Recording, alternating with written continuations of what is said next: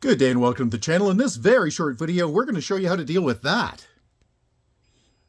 And did you hear the beep? Yeah, it says, hey, on the wall remote here, it says, you should probably change your battery. And so we're thinking, Well, I didn't think that wall remote had a battery in it. It's wired in. No, that's not what they're talking about. What they're talking about is the actual Chamberlain garage door opener itself. And I think this is a B970. You can see it's got battery backup, and if it's got battery backup, that means that garage door will close or open when the power goes out, which does happen every once in a while, so it's a nice thing to have. First thing to do, unplug it. Typical Phillips screwdriver, that's the star.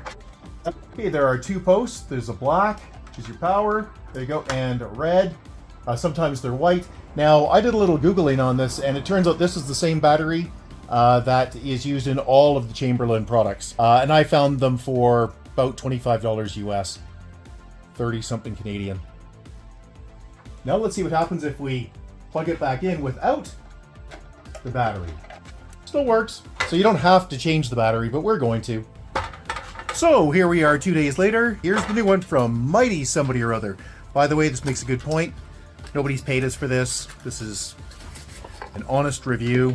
Take the covers off the terminal. Make sure you unplug it. Red to red. Black to black. Slide it in. Tuck the wires in. Make sure that they're not pinched. Just a regular Phillips screwdriver. That's the star. So to test it, just push your garage door button. Bingo.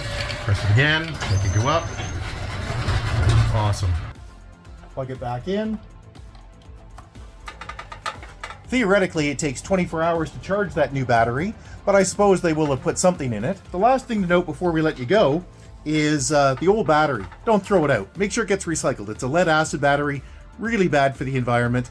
It costs nothing to take it in and get it recycled, so take it to Home Depot or anywhere else that'll take batteries, car batteries, that kind of stuff, and get them to recycle it for you. Hey, so if you found this video useful, please give us the big thumbs up. Subscribe's also always appreciated, and you can always leave a question or comment below. And if we don't get back to you, somebody else will, because on YouTube, everybody's got an opinion. Or you can get a hold of us directly at www.urtech.ca. That's www.urtech.ca. Thanks, and have a great day. Bye-bye.